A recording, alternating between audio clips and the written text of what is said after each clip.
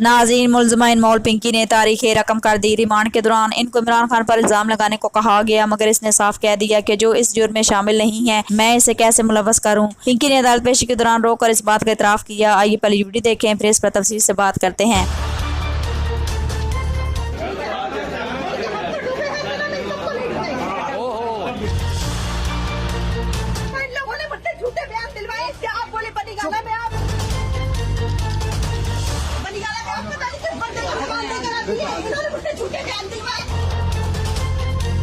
बिस्मिल्लाहिर्रहमानिर्रहीम, अस्सलाम वालेकुम नाज़रीन, उम्मीद है आप सब लोग खैर खैरियत से होंगे। जब हमने देखा कि अनमोल पिंकी की फुटेज मैदान में आई है और मीडिया पर चलना शुरू हुई है, तो उसके बाद से हम ये नोट कर रहे हैं कि चाहे आबना हम्स का मामला हो, चाहे मोदी का दौरा अरब अमारात हो, चाहे ट्रंप का दौरा चीन हो, इन सब को अगर किसी चीज़ ने मात दी हुई है व्यूवरशिप के हवाले से तो वो है पिंकी। अनमोल पिंकी का जो इशू है इस वक्त वो छाया हुआ है।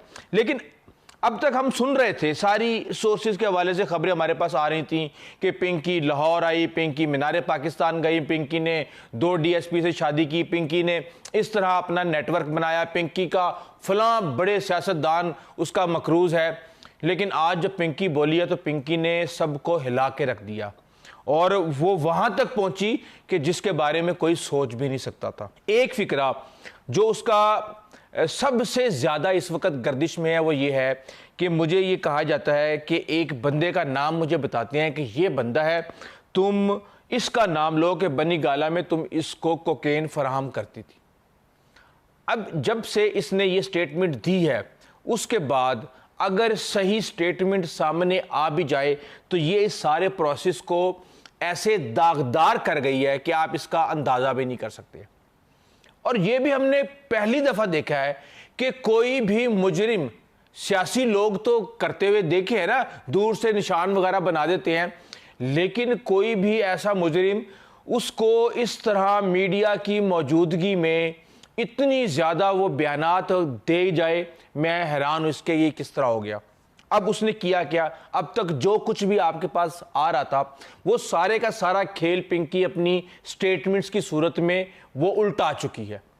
अब उसने सबसे पहली बात तो ये की कि जनाब मुझसे ज़बरदस्ती बयानात लिए जा रहे हैं, मुझ पर झूठे मुकदमात, ये तो अदालतें फैसला करेंगी ना कि झूठे मुकदमात हैं या नहीं है। लेकिन उसके बाद पुलिस ने अपनी तरफ से चकमा देने की कोशिश की, मीडिया को जजेस गेट से उसको इंटर किया, लेकिन बकौल मीडिया के ही, कि मीडिया को देखते उसने चीखना चलाना शुरू कर दिया। अब हम ये देखते हैं कि वो कहती है कि वो जितनी भी स्टेटमेंट्स आ रही थी, प्रेस कॉन्फ्रेंसेस आ रही थी, स्टेटमेंट्स सिंध पुलिस की आ रही थी कि हमने इसको गिरफ्तार किया, हमने इसको यहाँ से किया, इसकी ये FIR है, वो सब कुछ वो भी अलग से ही आप भी समझ सकते हैं कि मलिया मेट हो गया, क्योंकि हर शख्स अब इसके ऊपर डाउट कर रहा है। किसी से भी आप पूछ ले वो ये कहेगा कि लाहौर से गिरफ्तार किया है। और पिंकी भी कहती है कि मुझे 15 दिन के बाद पुलिस के हवाले किया गया, 6 लोग मुझे कराची लेके गए।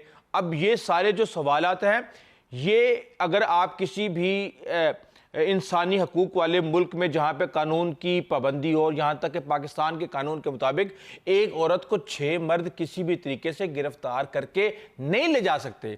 और जब कानून ने कह दिया कि नहीं ले जा सकते तो नहीं ले जा सकते।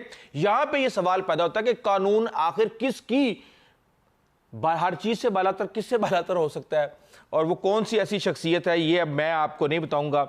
अब यहाँ पे जनाब वो कहती है जनाब मेरे ऊपर मंशियात डाली जा रही हैं और 15 दिन के बाद मुझे हवाले किया गया, ज़ोर ज़बरदस्ती से सियासी और दीगर लोगों के नाम कहलवाए जा रहे हैं। यानी कि अब वो इस प्रोसेस को इतना दागदार किया गया है कि चाहे वो MQM का शख्स था, चाहे वो दूसरा शख्स था, चाहे वो मॉडल था, या अब आगे ऐसे ऐसे नाम आ गए थे कि आप तसव्वुर भी नहीं कर सकते।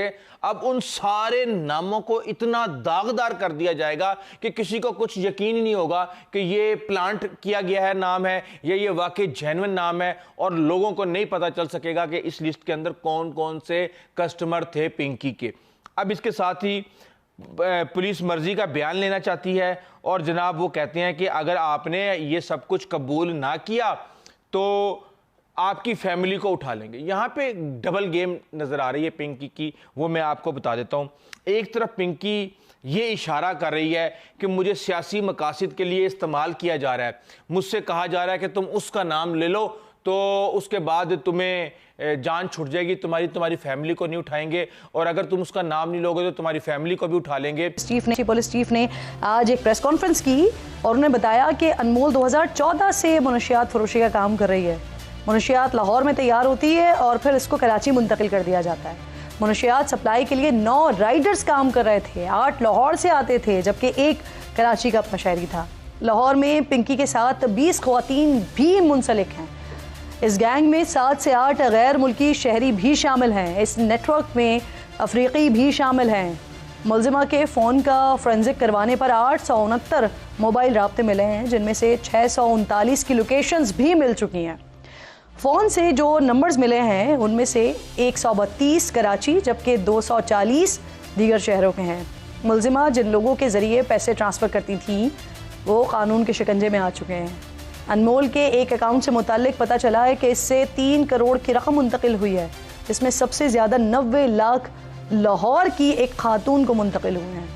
पूछगछ के दौरान मुलजिमा ने कई अहम शख्सियात के भी नाम लिए हैं, जिनसे मज़ीद तफ्तीश की जा रही है। इस सारे मामले से मुताल्लिक मज़ीद बात करने के लिए प्रोग्राम में मुझे नवीद कमाल समा टीवी के रिपोर्टिंग कर रहे हैं। बहुत शुक्रिया आपका नवीद। सबसे पहले मुझे बताएं कि जिस तरह के इंकशाफात सामने आ रहे हैं, और इम्पॉर्टेंट तो ये है कि 2014 से अगर एक रैकेट चल रहा था, एक काम हो रहा था, तो 2026 में जाके अब पुलिस इन सारी चीज़ों तक पहुँच चुक सकी है।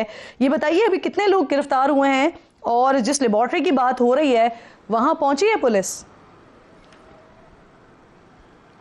बिल्कुल, ये जो लेबॉर्ट्री है ये चलती फिरती लेबॉर्ट्री है। लेबॉर्ट्री से मुराद ये है कि जो खालिस कोकीन होती थी वो अगर मिसाल ये 1 ग्राम लेती थी तो उसमें केमिकल ऐड करके मुख्तलिफ़ किस्म के उसको 10 ग्राम तक पहुंचा देती थी। 9-10 हज़ार पर ग्राम ली हुई कोकीन 25 से 30 हज़ार पर ग्राम ये बेचती थी।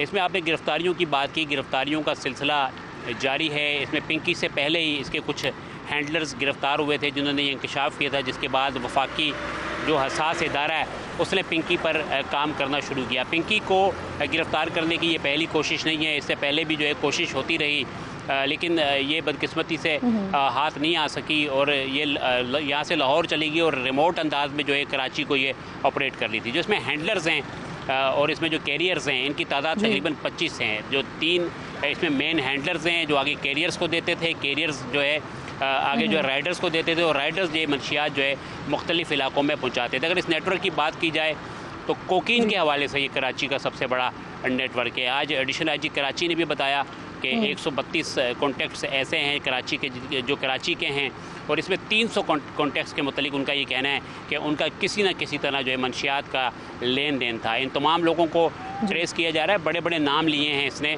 और एडिशनल आईजी कराची का ये कहना था कि उन नामों पर मज़ीद तफ्तीश की जा रही है। ये जो बड़े नाम हैं, तो इन बड़े नामों के बारे में भी बताइए। दूसरा, ये 2014 से मामला अगर चल रहा है, 2026 में कड़ी कहाँ से मिली? क्योंकि अभी आज से 5-6 महीने पहले एक और भी मामला हमारे सामने आया था, वो वीड वाला मामला था। उसमें एक बच्चे का मर्डर भी हुआ था, दूसरा पकड़ा भी गया था, फिर एक एक्टर के बेटे तक को पकड़ा गया था। तो क्या वहां से भी कोई लिंक मिलता है? उधर से भी कोई तफ्तीश के बाद कुछ मामला यहाँ तक पहुंचे? ये भी बताइएगा जरा।